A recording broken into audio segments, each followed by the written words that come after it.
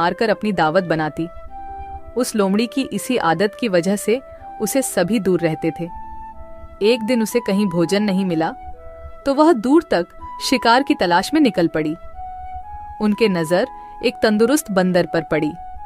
वह बंदर पेड़ पर चढ़ा हुआ था। वह लोमड़ी बंदर को देखकर सोचने लगी, इतना अच्छा और तंदुरुस्त बंदर है, अगर ये मेरे हाथ लग जाए तो कितना स्वादिष्ट भोजन मिल जाएगा मुझे। अब लोमड़ी का लालच बढ़ चुका था। वह रोज बंदर को देखता और मौके का इंतजार करता था, लेकिन वह बंदर पेड़ पर ही चढ़ा रहता और वह उनके हाथ नहीं आता। बहुत देर के बाद लोमड़ी के दिमाग में एक सोच आया। ये बंदर ऐसे हाथ नहीं आएगा, कुछ तरकीब सोचनी होगी। और फिर उसने चालाकी और छल करने की सोची। वह बंदर के पास गई और बोलने लगी, अरे बंदर भाई, तुम्हें एक बात पता चली? एक खुशखबरी मिली है सबको जंगल में। खुशखबरी? कैसी खुशखबरी? फिर लोमड़ी ने बड़ी सावधानी से बोली, आकाशवाणी हुई है। भगवान ने कहा है अब इस जंगल में सब एक दूसरे से गले मिलकर एक साथ रहेंगे। अब जंगल में कोई भी जानवर किसी दूसरे जानवर को नुकसान नहीं पहुंचाएगा और ना ही मारकर खाएगा। सब मिलजुल कर हंसी खुशी रहेंगे, एक दूसरे की सहायता करेंगे, कोई किसी पर हमला नहीं करेगा। लेकिन बंदर होशियार था। वह समझ गया, हो ना हो यह लोमड़ी झूठ बोल रही है।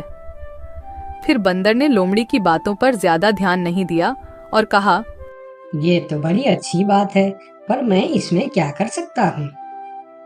बंदर की ऐसी ठंडी प्रतिक्रिया देख लोमड़ी फिर बोली, अरे भाई, इसी बात पर नीचे तो आओ। आओ ना नीचे, हम गले मिलकर एक दूसरे को बधाई देंगे, खुशियाँ मनाएंगे। बंदर अब लोमड़ी की चालाकी समझ चुका था, इसीलिए वह मुस्कुराते हुए बोला, ठीक है लोमड़ी बहन, लेकिन तुम पहले अपने उस दोस्त से तो गले मिलो जो तुमसे गले मिलने के लिए खुशी खुशी इसी तरफ दौड़े आ रहे हैं। मुझे वह पेड़ से दिख रहा है। लोमड़ी हैरान होकर पूछा, मेरे दोस्त? कौन सी दोस्त? अरे लोमड़ी बहन, शिकारी कुत्ते, वह भी तो हमारे दोस्त ही है ना। वह भी शायद तुम्हें बधाई देने आ रहे हैं। शिकारी कुत्ते का नाम सुनते ही लोमड़ी थर-थर कांपने लगी। वह बहुत डर गई, क्योंकि उसे लगा अगर हम यहाँ थोड़ी देर और रुकेंगे तो यह बंदर भले ही हमारे शिकार बने न बने, लेकिन मैं उस शिकारी कुत्ते का शिकार जरूर बन जाऊंगी। इसलिए उसने अपना जान बचाना ही भला समझा और वहां से भागने लगी। और फिर बंदर ने लोमड़ी को हंसते हुए कहा, अरे बहन, कहाँ भाग रही हो?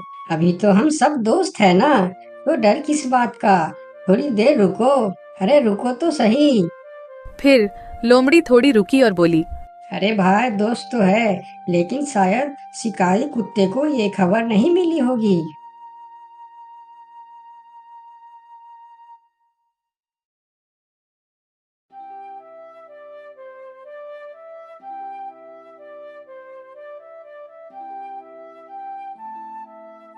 एक समय की बात है, लक्ष्मीपुर के जंगल में बहुत से पशु पक्षी रहा करते थे। उसके बीच रंगीला नाम का एक बड़ा ही नेक हिरण भी रहता था। वह बहुत ही मेहनती, मिलनसार और परोपकारी था। वह अपने मन, कर्म और वचन से सबका ख्याल रखता था। किसी का स्वास्थ्य खराब होने पर वह हालचाल लेने के साथ साथ उसके उपचार की भी व्यवस्था करता था। वह जहां रहता था वहां अपने मेहनत से चारों तरफ हरियाली रहता था। एक बार रंगीला स्वयं बीमार पड़ गया। उसे ऐसा बुखार चढ़ा कि उतरने का नाम ही नहीं ले रहा था। उसने स्वयं कुछ जड़ी बूटियां खाई, लेकिन कोई लाभ नहीं हुआ। उनकी बीमारी की खबर पूरा जंगल में फैल गई थी, लेकिन उसे देखने के लिए कोई नहीं आया। तब उसका मन अधिक मुरझा गया।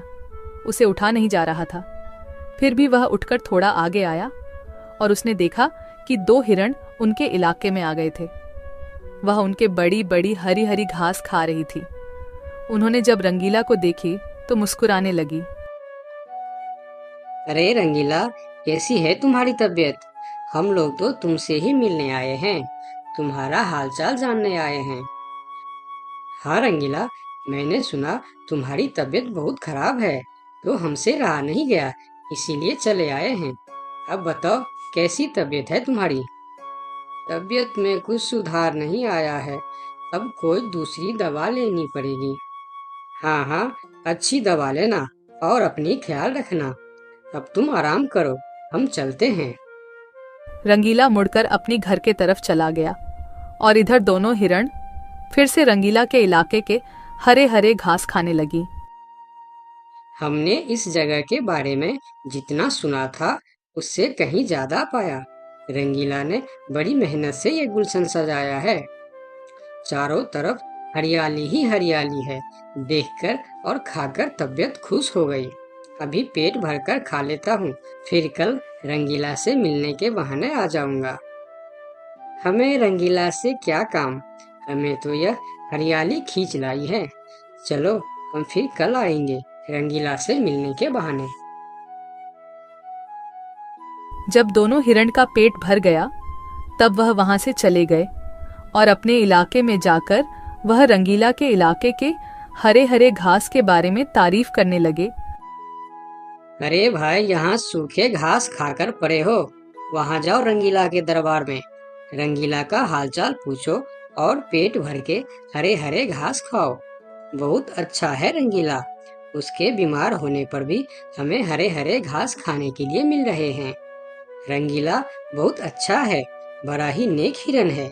उसके बीमार होने पर भी हमें हरे हरे घास खाने के लिए मिल रहा है। इससे अच्छी बात और क्या हो सकती है। वहां बहुत सारे हिरण की टोली बन गई। वह सब रंगीला के पास पहुंच गए और रंगीला का हालचाल पूछने लगे। पहले तो रंगीला को इस बात की बहुत खुशी हुई कि कितने सारे लोग इनके हालचाल पूछने आ गए, लेकिन उसके बाद का नज़ारा देखकर रंगीला का सर चकरा गया। सारे हिरण उनके इलाके के घास खाने में जुट गए थे। कुछ हिरण तो फल भी खा रहे थे। उनके पास सर उठाकर इधर उधर देखने की भी फुर्सत नहीं थी। रंगीला बेचारा मन ही मन सोचने लगा कि यह लोग मेरे पास 2 घड़ी भी नहीं रुके और घास खाने में जुट गए। अगर यही हाल रहा तो मेरे इलाके के सभी घास खत्म हो जाएंगे, मेरे खाने के लिए भी कुछ नहीं बचेगा। लेकिन उसके थोड़ा देर बाद ही उनका मित्र भालू वहां आ गया। उसके आने में देर हो गया था।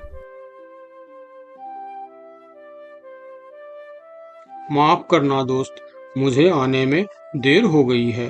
तुम्हारे लिए औषधि लाने बहुत दूर चला गया था। औषधि तो मिल गई, लेकिन आने में थोड़ी देर हो गई। ये जड़ी बूटी तुम जल्दी खा लो और जल्दी से ठीक हो जाओ मेरे दोस्त। रंगीला ने वह औषधि खाई और कुछ देर बाद ही उसे आराम मिलने लगा। उसका दोस्त भालू उनके साथ ही रुका रहा और 2 दिन के बाद रंगीला का तबीयत ठीक हो गई। लेकिन उनके खाने के लिए न कोई घास बचा था, न कोई फल बची थी। उनकी सारी मेहनत पर पानी फिर गया था। वह बहुत उदास हो गया। दोस्त रंगीला, मैं जानता हूँ ये मतलब का संसार है। ज्यादातर यहाँ सब दोस्ती दिखावा का ही करते हैं। सब अपने फायदे की सोचता है।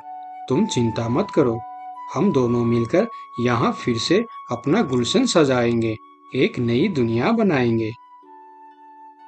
इस कहानी से हमें यह सीख मिलती है कि मन में कपट रखने वाला मित्र शत्रु से भी ज्यादा खतरनाक होता है।